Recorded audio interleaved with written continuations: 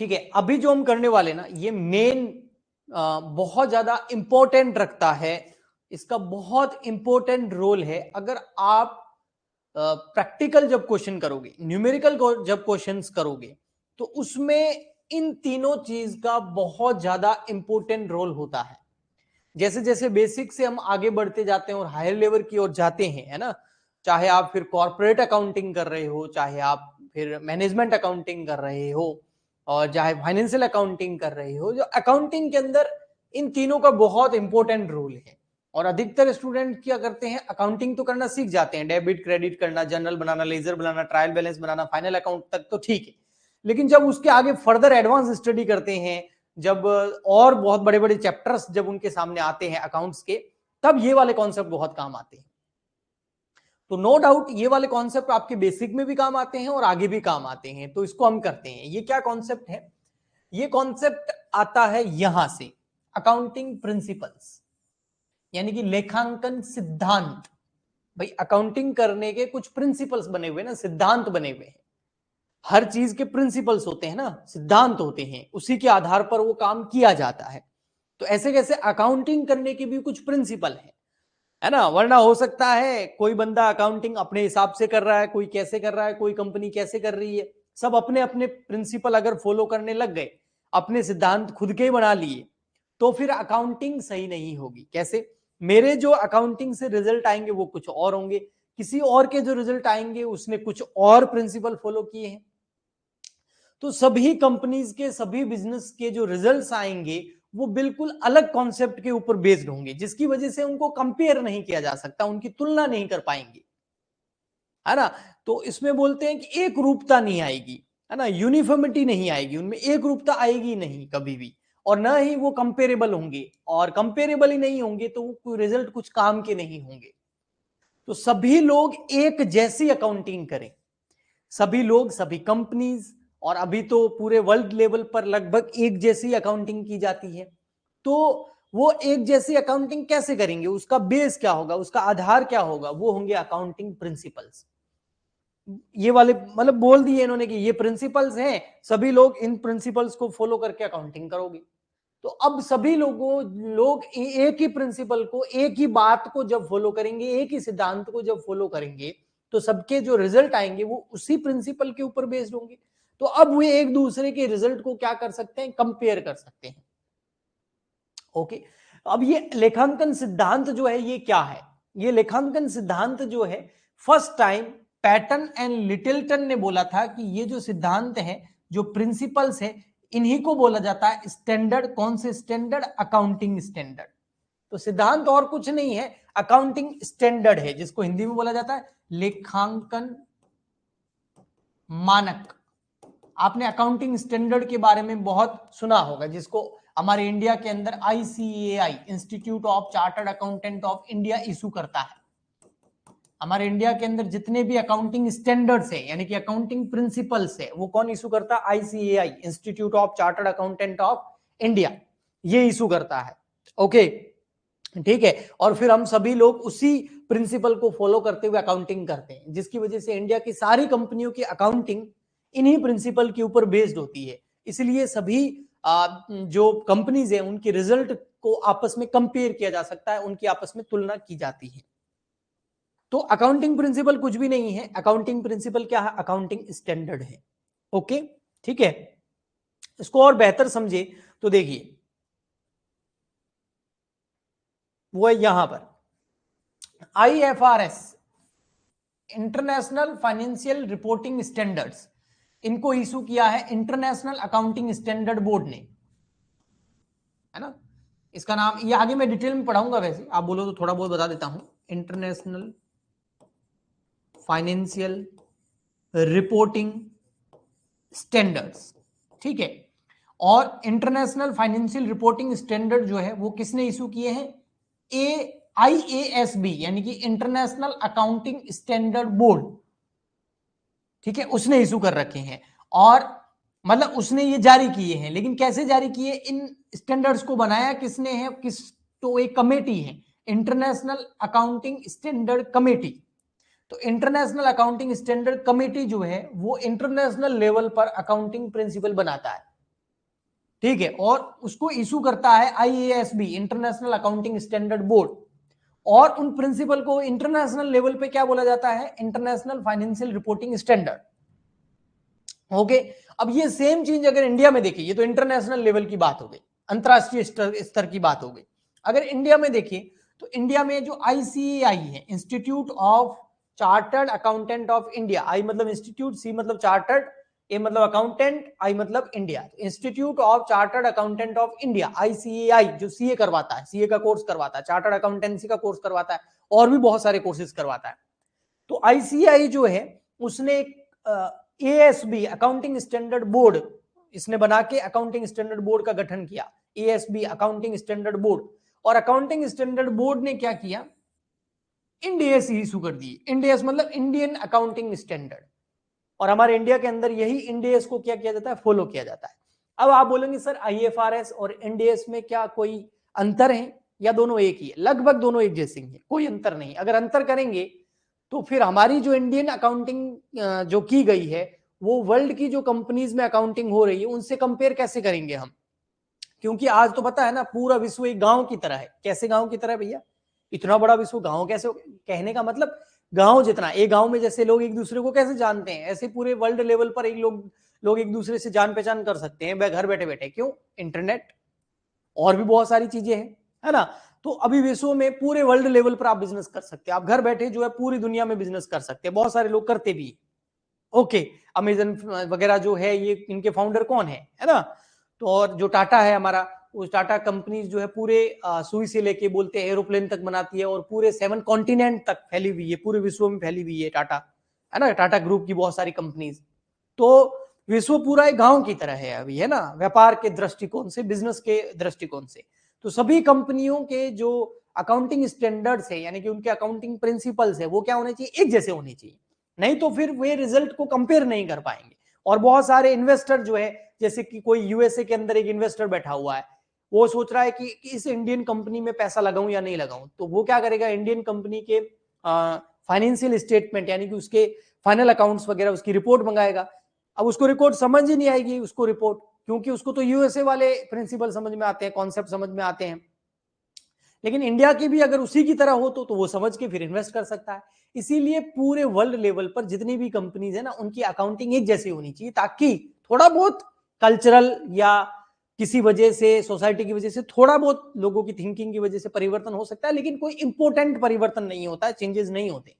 इसीलिए जो IFRS है, इंटरनेशनल फाइनेंशियल रिपोर्टिंग स्टैंडर्ड, जो वर्ल्ड लेवल पर लागू होते हैं, और इंडियन अकाउंटिंग स्टैंडर्ड जो हो गए, इनमें कोई ज्यादा परिवर्तन नहीं है, थोड़ा सा परिवर्तन है, उसको हम फर्दर नेक्स्ट लेक्चर के अंदर डिटेल में समझेंगे। ओके, ठीक है। तो अब आते हैं अकाउंटिंग स्टैंडर्ड मतलब अकाउंटिंग प्रिंसिपल, जिसके आधार पर सारी कंपनीज जो अकाउंटिंग करती हैं। ओके, और इसकी गवर्निंग बॉडी भी है ना, AISB और AISC इंटरनेशनल लेवल पर, हमारे इंडिया लेवल पर अकाउंटिंग स्टैंडर्ड बोर्ड, और ICAI institute of chartered accountant of India. Okay, ठीक।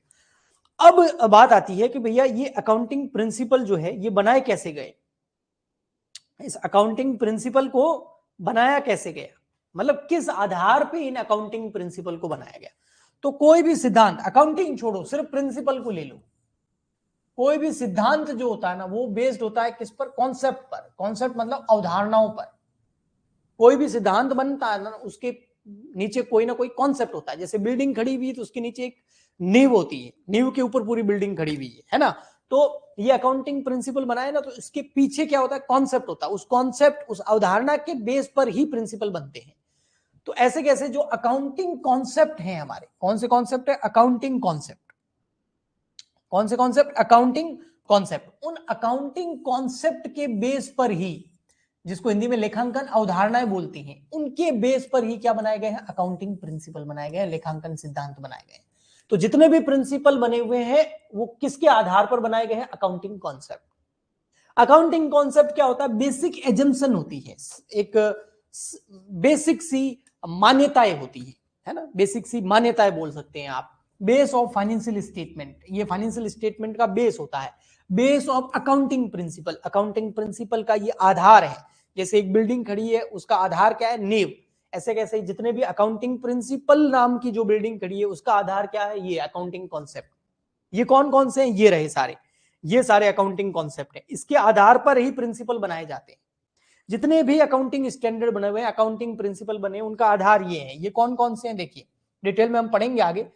इसमें सबसे फर्स्ट आता है सेपरेट एंटिटी कॉन्सेप्ट, सेकंड आता है मनी मेजरमेंट कॉन्सेप्ट, थर्ड आता है गोइंग कंसर्न कॉन्सेप्ट, फोर्थ आता है ड्यूल एस्पेक्ट कॉन्सेप्ट, है ना, डबल अकाउंटिंग सिस्टम जैसा, और फिर आता है कॉस्ट कॉन्सेप्ट, फिर है revenue recognisation concept, matching concept, accrual concept, accounting period concept.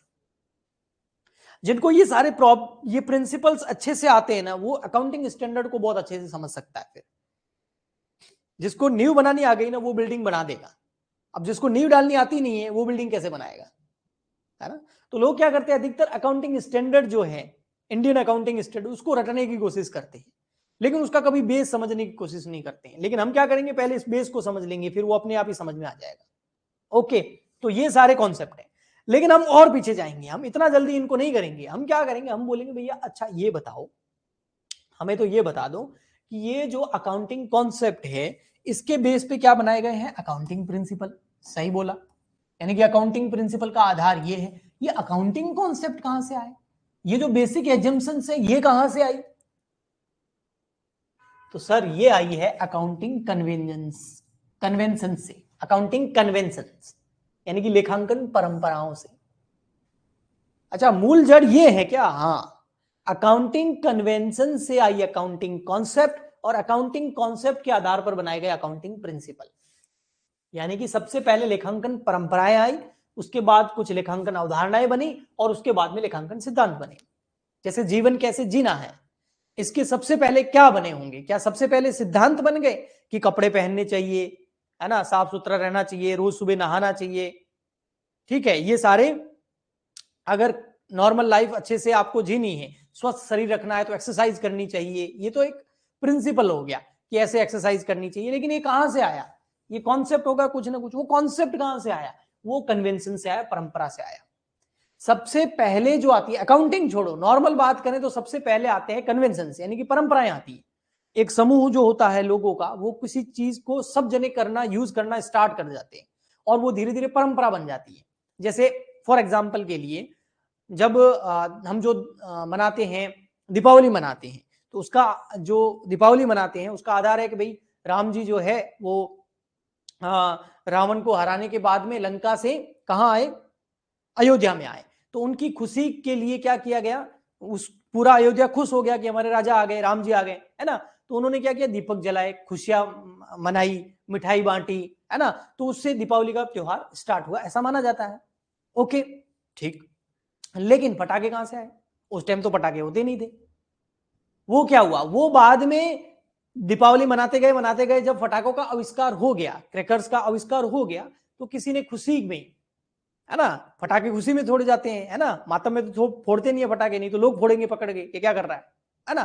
तो वो खुशी में लोगों ने बम छोड़ दिए, पटाखे छोड़ दिए, और फिर धीरे धीरे उसको देखा देखी बाकी लोग भी करने लग गए, और धीरे धीरे अब दीपावली जो है उस पर पटाखा छोड़ना, पटाखे छोड़ना, क्रैकर्स छोड़ना खुशियां मनाने के अंतर्गत आ गया, है ना। ऐसे कैसे रावण का पुतला जलाना, राम जी ने तो पता नहीं कितने साल पहले, बहुत साल पहले रावण को मार दिया, लेकिन वो क्या बन गया बाद में, धीरे धीरे उस दिन को याद करने के लिए, विजय दिवस के रूप में मनाने के लिए, उसको दशहरे, है ना, दशहरा एक विजय दिवस, मतलब राम जी ने विजय पाई थी उस दिन, तो रावण का पुतला जलाना स्टार्ट कर दिया। क्या सबने एक साथ कर दिया होगा? नहीं, किसी ने उस यादगार बनाने के लिए उस चीज को ऐसा किया, और धीरे धीरे उसने वो परंपरा का रूप ले लिया, पूरा वो परंपरा बन गई, और सब लोग ऐसा करने लग गए। तो परंपराएं कैसे उत्पन्न होती है, आप समझ पा रहे हैं? कुछ एग्जांपल्स मैंने आपको दिए, ऐसे बहुत सारे एग्जांपल है। चाहे कोई त्योहार ले लो, चाहे कोई फेस्टिवल्स त्योहार ले लो, मेला ले लो, कोई, है ना, कोई पूजा करने का तरीका ले लो, वो सब धीरे धीरे पहले कुछ लोगों ने स्टार्ट करी, और धीरे धीरे वो सब जगह फैल गई, और फिर वो एक परंपरा का रूप ले लिया, क्योंकि सामान्य रूप से सब लोग उसको फॉलो करते हैं, तो वो परंपरा यानी कन्वेंशंस बन जाती है। तो ऐसे के ऐसे कुछ अकाउंटिंग कन्वेंशंस भी थी। लेखांकन जब धीरे धीरे स्टार्ट हुआ, तो कुछ लोग उसको फॉलो करने लग गए, और धीरे धीरे वो परंपराएं बन गई। तो वो जो अकाउंटिंग कन्वेंशंस है, अकाउंटिंग परंपराएं जो है ना, a traditional way of behaving, of doing something, एक परंपरागत तरीका, ट्रेडिशनल वे समझते हो, परंपरागत तरीका, a traditional way of behaving और डूइंग समथिंग, एक परंपरागत तरीका किसी काम को करने का, जिसको सब लोग अपनाते हैं, है ना, और ऐसे कैसे अकाउंटिंग कन्वेंशन जैसे SLM ऑफ डेप्रिसिएशन का जो मेथड अधिकतर यूज किया जाता है वो कौन सा, स्ट्रेट लाइन मेथड, सीधी सरल रेखा पद्धति है ना, जिसमें हर साल डेप्रिसिएशन क्या रहता है, एक जैसा रहता है SLM, और एंड में उस एसेट्स की वैल्यू क्या हो जाती है, जीरो हो जाती है, अधिकतर ये लोग फॉलो करते हैं। तो ये भी एक अकाउंटिंग कन्वेंशन था। तो ऐसे कैसे 4 अकाउंटिंग कन्वेंशन थी। इसमें सबसे फर्स्ट कौन थी, कन्वेंशंस ऑफ डिस्क्लोजर, यानी कि पूर्ण प्रकटीकरण की परंपरा। सेकंड कौन सी थी, कन्वेंशंस ऑफ कंसिस्टेंसी, यानी कि एक रूपता की परंपरा। फोर्थ कौन सी थी, कन्वेंशंस ऑफ कंजर्वेटिज्म, यानी कि रूढ़िवादिता की परंपरा। और फिर है कन्वेंशंस ऑफ मेटेरियलिटी, यानी कि महत्वता की परंपरा। तो ये 4 परंपराएं थी, ये कन्वेंशंस थी, और है ना, जिसको आमतौर पर लोग क्या करते थे, इनके ऊपर काम करते थे, परंपरागत रूप से इसको अपनाते थे। किसी भी काम को करने के लिए, इन अकाउंटिंग करने के लिए इन परंपराओं को यूज किया जाता था। और धीरे धीरे फिर क्या किया, इन परंपराओं के आधार पर, इन कन्वेंशंस, अकाउंटिंग कन्वेंशंस के बेस पर हमने अकाउंटिंग कॉन्सेप्ट बना दिए ये 9। और जैसे अकाउंटिंग कॉन्सेप्ट बने तो उसके बेस पर हमने अकाउंटिंग प्रिंसिपल बना दिए। तो इस तरीके से ये तीनों एक दूसरे से रिलेटेड है। लेकिन सबसे पहले क्या आया, है ना, सबसे पहले क्या आया, अकाउंटिंग कन्वेंशंस, उसके बाद में अकाउंटिंग कॉन्सेप्ट, और उसके बाद में अकाउंटिंग प्रिंसिपल। बताइए आया समझ में? फटाफट थम्स अप भेजो।